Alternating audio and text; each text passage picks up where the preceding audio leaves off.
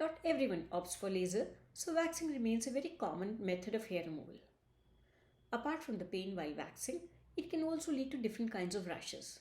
For example, post-wax burns, folliculitis, pseudofolliculitis, or ingrown hair. And these are what I'll be discussing today. First is the post-waxing erythema. This is the redness that we develop immediately after waxing.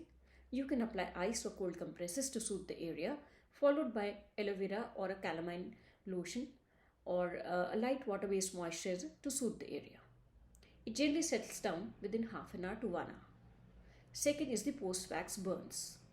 Again, you will develop redness and burning over an area where wax has been applied repeatedly or the temperature of the wax is higher than required. In case the burning and stinging doesn't settle down within half an hour of icing, you're probably headed for a post-wax burn. In case the area is small, you could apply a calamine or a lotion or an aloe vera gel to soothe the burning, followed by a hydrocortisone cream twice daily for a few days to take care of the rash. But in case there is visible blistering or the area is bigger, you will probably need to see a doctor to take care of the post-wax burn.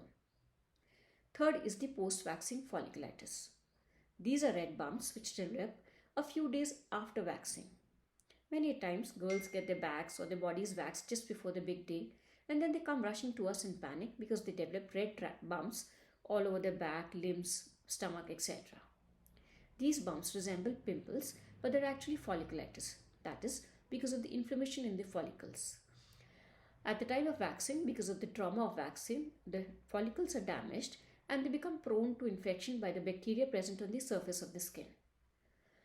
And this leads to this kind of a red bumps all over the body. These bumps are painful to touch and at times they might have a pus point on the surface. How to take care of this kind of a rash? In case there are just a few lesions, you could apply hydrocortisone antibiotic combination like Fusidin-H twice daily to take care of them. But in case the rash is widespread, you'll need to see your doctor for a course of local and oral antibiotics. The fourth is the pseudofolliculitis or ingrown hair. These are more common in the sensitive areas of the body. They're more common in case you have thick curly hair. At the time of waxing, at times there is breakage in the hair shaft and a small fragment of the hair shaft recoils back inside the follicle. Or if at the time of waxing the length of the hair is not adequate, the small shaft, instead of being pulled out, retracts back into the follicle, leading to inflammation and secondary infection at times. Even a boil can form at the site. So how to take care of ingrown hair? In case there are just a few ingrown hair, there is no visible inflammation or secondary infection, you could apply a 2% salicylic acid gel at bedtime for exfoliation and it should settle down in a few days. In case there is a little visible inflammation around the follicle, you could add on a 5% benzoyl peroxide gel, which is a pimple cream. It has anti-inflammatory and antibacterial properties and it should take care of the ingrown hair. But in case there are several of them or wider areas involved, you'll probably need to see a doctor. Or in case they don't resolve and a boil is about to form, you will need a course of antibiotics. Now there's another condition where you have widespread ingrown hair over an area. For example, you will feel bumps all over your legs, but there is no visible inflammation or infection. You just see a small shaft or a fragment of hair at the center of the lesion.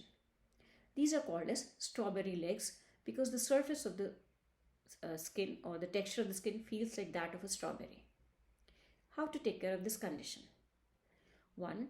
You could use a salicylic acid or a benzoyl peroxide wash to clean the area every day. Use a moisturizer having urea or lactic acid in the morning and use a glycolic 6% to 12% cream at bedtime for exfoliation and improvement in the texture of skin over a period of time. It's important to take care of these post-waxing rashes as Indian skin tone is very prone to post-inflammatory hyperpigmentation or PIH as it is called. It leads to pigmentation over an area because of any kind of inflammation. So it's important to take timely care of these rashes. Thank you.